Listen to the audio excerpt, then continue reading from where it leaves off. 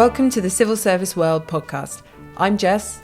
And I'm Suzannah, and each week we'll be exploring an issue that matters to civil servants in their professional lives.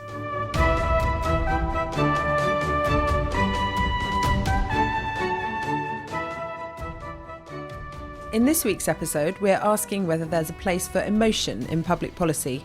In our episode on social work reform, we discussed new public management, an approach to running public services that became popular in the 80s but is still pretty dominant today. That approach emphasises business techniques to manage services and leads to targets and things like performance monitoring. If you're interested in how that approach is being challenged in different sectors, do listen to the episode on social work. But new public management is also being challenged in a less obvious way. Its legacy is a focus on outcomes, on data, and what you can measure. But in recent years, we've seen a rise of people exploring a more emotional and, well, human way to design services. We have a UK wellbeing framework and a Minister for Loneliness, for example. In Scotland, the government's performance framework states as a key value that the government will treat people with kindness, dignity and compassion. And one of the outcomes is that Scottish children will grow up loved. Earlier this year, Civil Service World magazine spoke to 3 Scottish officials about the framework, and one of them, Leslie Fraser, the Director for Housing and Social Justice, told us that this outcome for children to grow up loved had been developed with children, and it therefore reflects what children see as important. She said, "Loved is not a word that was frequently used in the first part of my career as a civil servant, and it takes us into new and different territory." So here with us to discuss the kind of territory that we might be moving into is Kit Collingwood. She's formerly a senior civil servant and founder of the One Team Gov movement, which aims to reform public services from the ground up by creating networks of change rather than imposing top-down reforms. Now, One Team Gov has 7 guiding principles, and among them is to care deeply about citizens, which is explained with the phrase, "We will be distinguished by our empathy for users and for each other." Kit, can you tell us why you think empathy is a key skill for civil servants? My interest in empathy came about when I made the switch from policymaking in government and some parliamentary work into the world of digital transformation. And I reflected back on my time in policymaking and observed that the huge drive, as you say, towards being analytically driven in decision making was actually ignoring a huge amount of context about the way the decisions are made, including incredibly high profile and important areas. So I would frequently see policy being made, and I would frequently make policy myself that didn't touch end users of services at all, even when those services were high risk and involved a huge amount of vulnerability on the part of the people on the receiving end. That was completely legitimate at the time, and I think is fairly legitimised as a practice now. But what I overwhelmingly felt at the end of my time in policy making was that we'd left a huge gap where observing real people's feelings at the point services were made would leave a massive gap in how we deliver policy. And that to me felt like a huge financial and delivery risk, because what we were doing was making policy that was not particularly realistic in how it was implemented.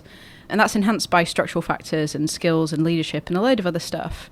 But I really felt that at the heart of it, a lack of empathy for the people on the receiving end of policy, which would become operational policy, which would become operational delivery, was massively more important than had ever been thought about before.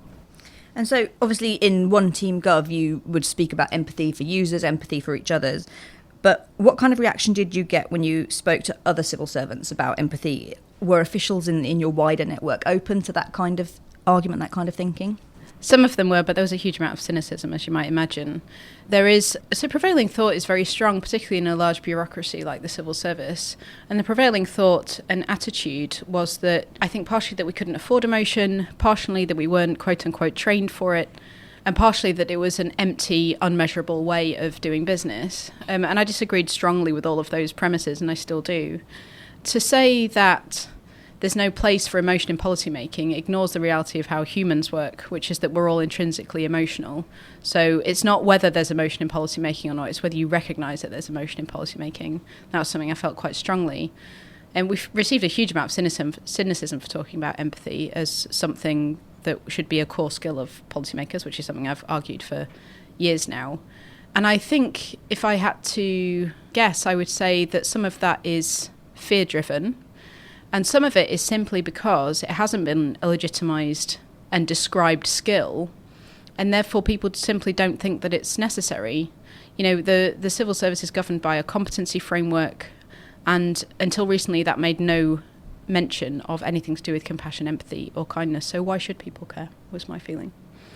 So there's lots there that we can dig into. Before we do, I wanted to play you a conversation that I had earlier in the year with some officials in Scotland. As we said before, in Scotland they have kindness at the heart of their national performance framework, and there's also a kindness innovation network, which is a group of public, third, private sector professionals who are trying to explore how to encourage kindness in their organisations and their communities. Now, that's being led by the Carnegie Trust, who have also written several reports about kindness in the public service. So to find out more, I spoke to Sarah Davison, who's CEO of the Carnegie Trust, and Elizabeth Kelly, a GP who's an associate at Carnegie and is also part of the Kindness Innovation Network. I began by asking Elizabeth what kindness looks like in her work as a GP. I think there's two things. I was thinking about this today. As the lead GP, and I've been the senior partner in many practices, but particularly in a rural community, where the impact of illness and suffering within that community really affects those people that you work with, whether they're colleagues in medicine or nursing or the reception staff. So seeing people in the context of who they are as people and not just in their professional roles enables you to have conversations that are about kindness and difficulty, about spontaneous acts of kindness. It's about, and then what you see is you see the team really pulling together, not just to see you as the doctor or the nurse or the receptionist, but as people within the context of the difficult environment and that you work with. And that becomes really evident when somebody dies, when you see somebody who is maintaining trust and confidentiality because they have to, because they are in that professional field, but also that actually their family involved in delivering soup to somebody who can't manage to cook for themselves. And that's where you see the impact of kindness, because actually that human relationship, that human relations is actually what enables well-being. And I think the last thing I'd like to say on that point, tying back into evidence, that we know that people's experience of public policies, of public services, are much greater and improve outcomes if the staff delivering them are well and act with kindness. So just to think what it looks like in practice, you're talking about treating people as people, not as just professionals or patients, but what does that mean day to day? Does that mean making space for more informal conversations to build that relationship? Does it mean just actively reminding yourself of that personal aspect? An increasing recognition that if you can, as an individual and as part of the team, take time to reflect on the impact of what you've experienced individually and collectively, and think about how you sustain yourself and your own well-being, then actually you'll continue to deliver services, and services will be sustainable by a workforce that becomes more stable. There is a busyness in terms of particularly healthcare, and one of the things that I see kindness being right up in the middle of in Scotland is this opportunity to perhaps to have a balance of fewer matrices, fewer targets, and increased space for reflection and human relationships. It's not an either nor, it must be together. And so going back a little bit, what drew you to thinking about kindness in the first place? I think that the word kindness first came in terms of public policy. I was invited by Carnegie to take part in a roundtable conversation. And this was at a time where we recognised there were some very challenging and difficult behaviours that we were seeing in our public life. And not necessarily all in Scotland, but right across the UK. And coming together and seeing senior civil servants, senior leaders within the public services and within the third sector articulating what it was about kindness and respect and dignity that made a difference really chimed with many of the things I've been trying to do, not only as a lead GP, but also as chair of the board, and giving space within those board meetings for personal context of conversations of respect and dignity. And that was the first time that really I met with Jen Wallace, senior member of Carnegie UK, and Julia Unwin. And it was on the back of that I was invited to be part of the Kindness Innovation Network. Okay, and Sarah, thinking more widely, what are your favourite examples in the Carnegie research of how kindness has been put into action? There are quite a few examples that are really worth looking at in the public sector and in the third sector. But interestingly, I think the one which I like most and which there is possibly most learning for organisations in is the commercial sector example, the example from Tesco at Maryhill in Glasgow, which was one of the organisations that was looked at from the very earliest stage in the joint Carnegie and JRF work together. And in a way, all of us have been in a Tesco. You might look at them as all being identikit shop, but actually what they found in this Tesco in Maryhill was that there was something different going on, and that there was what people could only really describe as an ethos of kindness. And critically, this wasn't just an ethos of kindness in the way in which staff dealt with customers, it was an ethos of kindness in the way in which the management of the organisation treated their staff. And they did so quite deliberately because of a belief that happy staff made for good customer service and happy customers. And again, I think really interesting to note that that wasn't something that just happened by exhortation. It didn't just happen because the manager said, wouldn't it be nice to be nice? But they looked really carefully at the levers at their disposal. They looked at the things that they measured, the things that they rewarded, the things that they reported on, and they changed them so as to prioritise the relational above the transactional. And what that led to was, I think, staff being liberated to follow their own values. I don't think it was an inculcation. There's nothing in the evidence that suggests it was an inculcation of a set of values that Tesco wanted to promote, but it enabled the staff to access their own human values and to relate to the people in their community who came in day out, and to do acts of kindness that were not random, but were quite deliberately located in that community and in that set of relationships. And I think there's maybe a tendency for us to be quite self-referential within the third sector and the public sector. And one of the things that Carnegie is always interested in is connecting beyond that into the commercial sector. And therefore, I think that's why I was particularly pleased to see the Tesco example there, and to recognise that these issues of how we relate to each other as humans transcend the sector that we work in and the organisation that we work for, and that some of the building blocks of creating the conditions for positive interpersonal relationships are common across us all. I think the issue of how we move away from just random acts of kindness is something we can discuss a bit more. But another example that I was struck by was the Bridgegate Customer Service Centre. Could you talk us a bit through that example that was in the Carnegie research? Yes, so this is an example that we looked at in the work that we've been doing in North Ayrshire.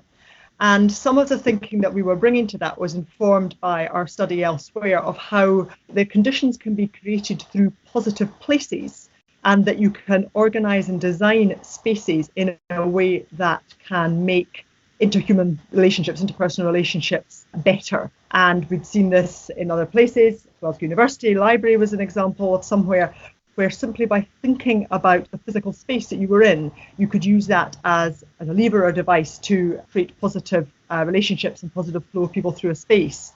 I think what the researchers found interesting when they tried to talk about some of that in Bridgegate Customer Service Centre, which was a transactional service centre, and people will be familiar with these in many settings, a place where people were coming in with difficult problems to resolve things which might look like transactional issues, but which actually, of course, touched very deeply on the stuff of their lives. High pressure, high tension situations where the person who you first encountered was not necessarily going to be the person who was able to resolve your problem. And again, we can all think of contexts where that's the case. When the researchers tried to share some of their insights there, what they found was that there were some very deep-seated anxieties, particularly with frontline staff there, about the nature of the relationships they had, the nature of the transactions they had, and a sense that what they prioritised was barriers and security and questions about how to protect them from some of the stress people they encountered. Again, none of which should surprise us if we know about some of the tensions of working in places like that. But I think what that illuminated for us, as indeed much of this work did, is the fact that this is not easy work, and that you need to really start from a place of quite deep conversations about the nature of your work, about the relationship between you as a service provider and a customer or a citizen, and that all of the anxieties and fears really have to be exposed and worked through if you're going to move to a place where you can, for example, change the nature of the place in which you encountered each other, or think of each other first and foremost as one human being dealing with another human being. And that is not straightforward, and it is not easy, and it will not happen overnight. You talk in your most recent report about radical kindness. Can you tell us what you mean by that? Yes, and I think in many ways that connects well to what I was just saying about the Bridgegate example. As Julia Unwin and indeed Zoe Ferguson noted in the work that they have written about for Carnegie on this, there is a risk or a tendency that when you talk about kindness, people will assume that you are talking about something which is soft and fluffy and easy to do. And actually, it is not an easy thing to do, because in the organisations in which many of us work, the structures which we have worked in for at least the last 30 years, the assumptions we have about roles and responsibilities crowd out the human-to-human connection. And they don't always necessarily lead to a positive relationship between the service provider and the service recipient. And it is a fundamentally, potentially disruptive and radical thing to say that at the heart of these transactions or encounters are emotions and things about what it means to be human and how to encounter another human person, particularly if that is another human being who you're encountering at a time of great vulnerability. So the suggestion that we should be rebalancing the scales between issues of risk management and performance management and traditional KPIs more in favour of the human encounter, the human relationship, the empathetic approach, I think rightly has been identified by the researchers as something that is radical. And something which the Edinburgh University have also said in their research on this, which I thought was really interesting, is that kindness opens your boundaries. It pushes open your boundaries at a time when we know there are lots of other forces which are narrowing boundaries and which are possibly encouraging us to think about us against the other, as opposed to seeing ourselves all as part of one bigger humanity. Now, there's a much bigger discussion there, but I do think this notion that in that context, wanting to push down boundaries as opposed to put them up absolutely feels quite a radical discussion to be having. Okay, and this is one for both of you, which is that another challenge raised in the report was that people can resist thinking about kindness in this systematic, radical way, and they want to emphasise these random acts of kindness of individuals. Is there a risk that if we try to focus on organisations and systems, this approach loses its impact as a way to change the way we think about delivering services? So I think that one of the things that our research has guided us to recognise is that there are risks, of course, in looking at communities in particular through the lens of organisations who operate there. And that's a risk which is well flagged. But on the other hand, particularly when we're pulling up a level to thinking about the role of governmental organisations at all levels, but also third sector organisations, so often we hear that individual members of staff, who are often the ones who have the encounters with citizens, in order to access their human response, they have to break the rules, they have to do things which are not in line with policy and procedure. And I think those of us who are interested in, and I imagine the people who are your audience, who are interested in what can you do as leaders of organisations to make a difference. And if it is your staff to make choices day in, day out about whether to prioritise the personal encounter, to be kind, and the signals you send are really important. I think it's relatively easy to just think of this through the lens of how the organisation, or an organisation, whether it's public sector or third sector service deliverer, engages with the public. I think that point that you have to start at home really, really matters.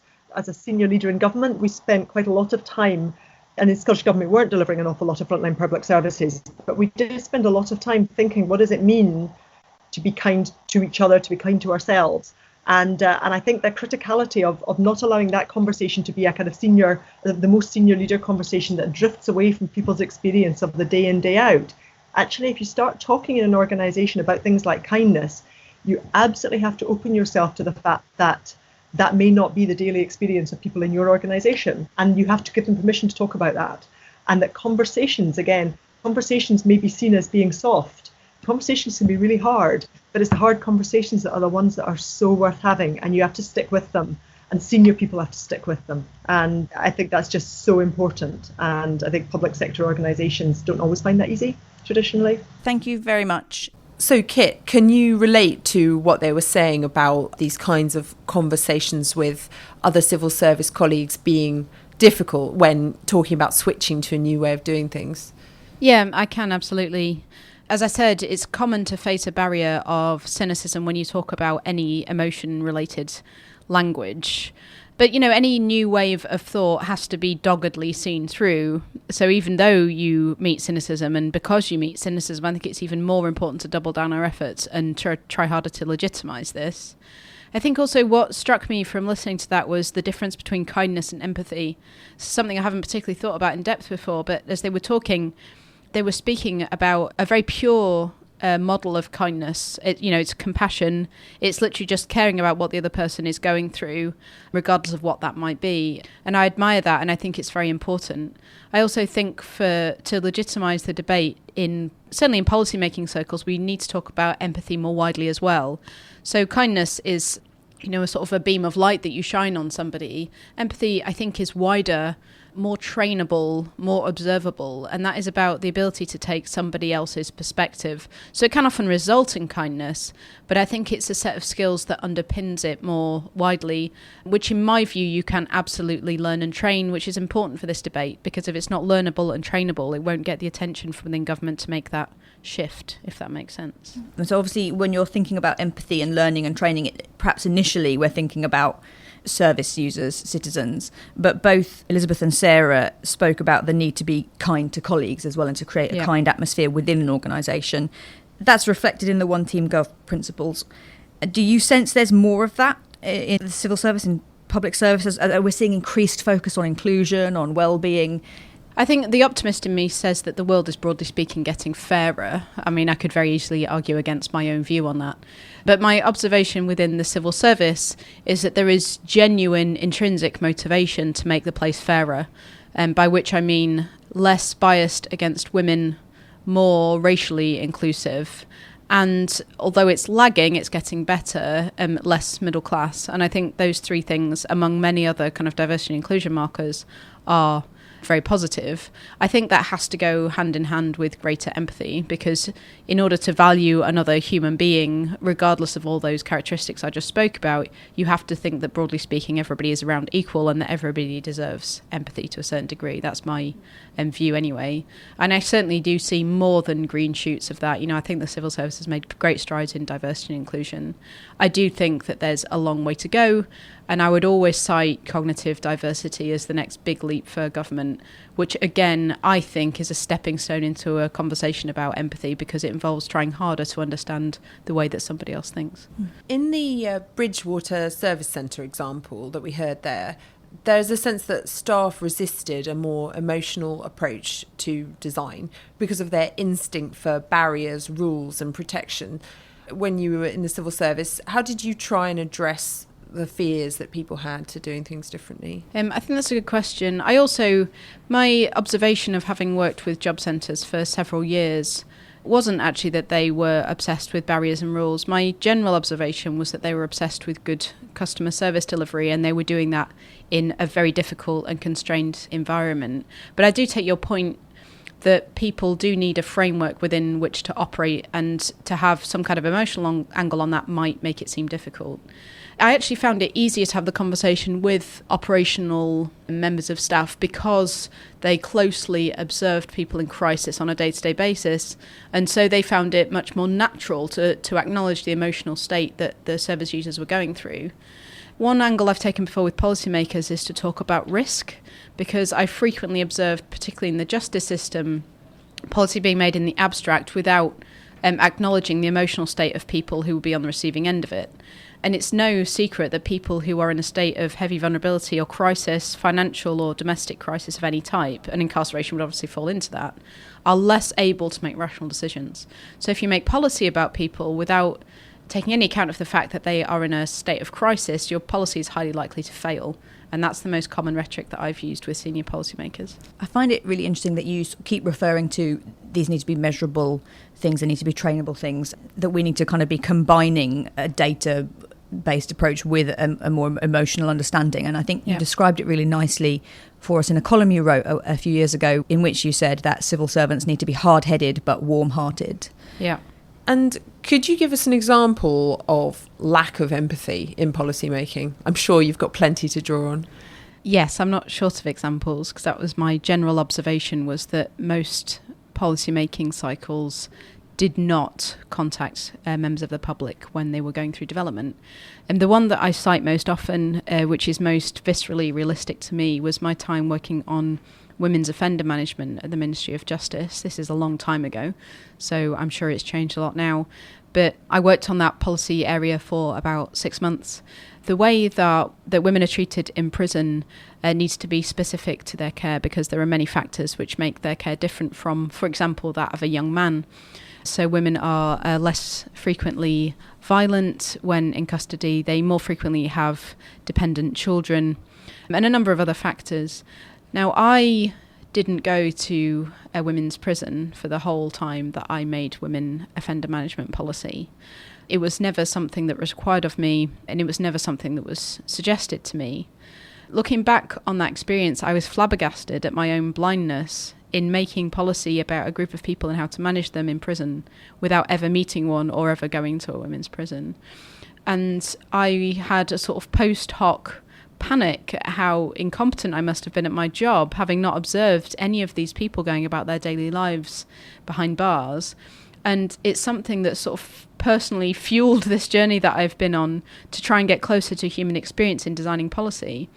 I mean, you can see just logically your work would be of less high quality if you didn't understand fully the people that you were writing policy about, but also the financial implications of carrying through an operational change across a prison network is huge. And I wasn't fully briefed on what that actually meant because I had never seen it in situ. And that terrified me so much, and I've never forgotten it. And it's the example I use most frequently when thinking about the actual real life risks of working this way. Can I pick a little bit at your post hoc guilt? Because obviously you quoted there's data about the differences between women prisoners and male prisoners. Yeah. What additional benefit do you think actually going to visit a prison or meeting with the women offenders themselves could bring on top of that data? I'm sure our policymakers will look at the data. Yes, policymakers will look at the data obsessively, and good decisions can be made from that, but not the richest possible set of decisions can be made from that. So, for example, data cannot adequately, or the data I looked at couldn't adequately acknowledge the emotional state of the women. And therefore, any government policy is designed to affect some kind of societal change. So some of that policy was designed at certain interventions for women's offender groups, which was expected to have a certain result. But we never went and asked them whether it would have that particular result. That's just one glaring example. But how can people sitting in Whitehall adequately describe and predict the behaviour of a group of people that they've never met, particularly when that group of people is not necessarily at its most rational because they're in a period of crisis? So even if the data tells you everything's going to be fine, you never know until you see it for yourself. So how can we measure or monitor the impact of emotion-based policy without undermining the value of emotion to disrupt systems? I think that's one of the next big challenges, but some strides have already been taken to doing that. So I would cite at this point Caroline Criado Perez's book about data bias against women, where she very coherently argues about using analytics data, quantifiable data, to understand the emotional bias that women face in society at large. That's one example, but it's very powerful. In HMRC, there is empathy training that's going on that allows people to literally learn how to learn and apply empathy in their day-to-day lives. I also think that there is a intellectual argument to be made about observability of empathic action as opposed to just having things measurable on paper. And I think that if people were to take a step back and be open-minded about this, you could very easily see how operational observation of emotional state could be aggregated up to make a quantifiable data set. You could very easily make that leap. It's just that we haven't legitimised the conversation yet. That's just a few examples that I can think of, but we have this great strength of huge analytical minds in the civil service, and I'd really like to see some type of A/B testing about trying to apply empathy in policy making and then measuring the results of that and doing post hoc analysis. I think that's also legitimate. So I think you can see and very easily design in your head the beginning of an empathy-driven policy framework which would be observable down the line. It just takes a bit of courage to do it. And I would guess it would take a government less distracted by something like Brexit. So I think it also has to find its right time. One encouraging point in that journey is that we do have the What Works for Wellbeing Centre. And I had a conversation with a member of staff there, so obviously someone who supports a focus on kind of trying to measure this kind of thing, and there's lots of evidence through that centre around wellbeing interventions, and also links to empathy training and learning as well.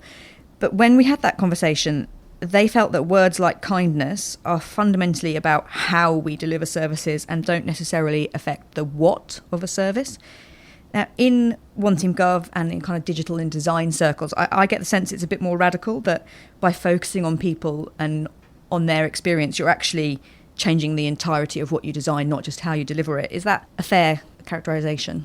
Yes, I think that's how I feel about this. Others would disagree. I think it's legitimate to look at the how, because it gives you something easier to chew off, to say, I exist within all of these constraints. My circle of agency is this. Within that circle of agency, I will exercise kindness and empathy in my work. That's really legitimate. To widen out that circle to what we do, the decisions we make, is harder and a longer term thing. So I think that the smaller circle of how is legitimate. I personally feel passionately about trying to redesign how we do policy centred around the humans who will be on the receiving end of it. So I am passionate about the what and service redesign.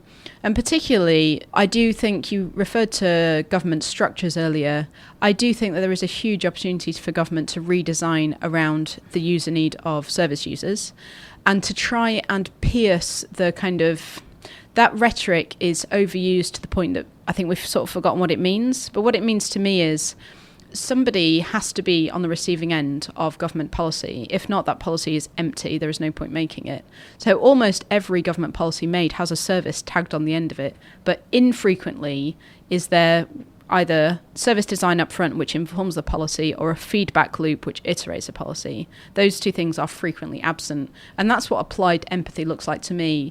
You know, it could begin just with a simple observation of human behaviour and trying to move from a transactional model of services to an interactional model of services. And that, I think, is hugely unexplored. And importantly, the financial impact of that being unexplored is huge, because simply put, you don't have to make policy that's going to be wasted because it will be poorly implemented, because you'll have operational wisdom and behavioural observation at the point you design it. So looking to the future, could we mandate this kind of approach? Can you force people to have empathy or to be kind? Or can you train them?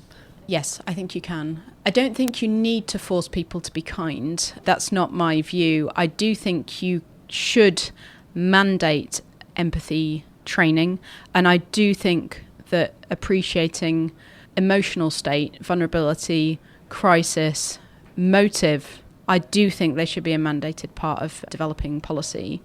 The whole of New Zealand has got budgets now driven by wellbeing metrics. Scotland is frequently ahead of the wider UK where it comes to policy making. You know, their work on gender is way ahead of the curve. So you've got these very progressive public services and wider governments looking at something called well-being, which would have been laughed at 10 years ago as a way of measuring how we do policy. But now you've got whole countries who are centering themselves around giving budget to those things. So I think it is increasing in legitimacy. To me, it's an extension of that to say, yes, we will train in empathy. And when we say that, we don't just mean some kind of airy-fairy emotional language. We mean you will be trained to conquer your own biases. You will be trained in active listening. You will be trained in inclusive policy making. You will be trained in observing research.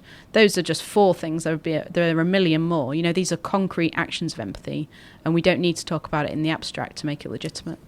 Well, thanks so much, Kit, for joining us. This has been really fascinating, lots to think about, and this is obviously something that means a lot to you.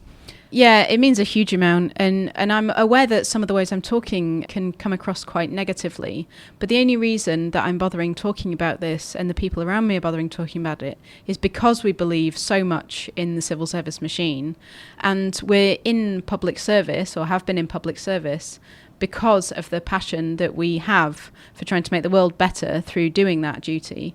The people in the civil service and in wider public service are some of the cleverest, most passionate, most ardently devoted people to members of the public that I've ever seen. And I wouldn't bother trying to legitimise the argument about empathy if I didn't think that public service could change and that this could be the next wave of improvement among many.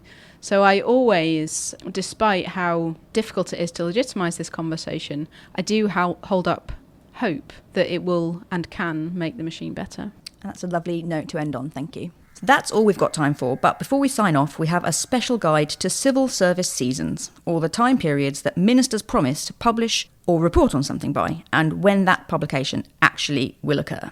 So examples include: In the new year. by Easter, Spring. by the time the summer recess begins, Summer. by mid-October when Parliament resumes, Autumn. around Christmas, In due course. in a very long time if I haven't forgotten.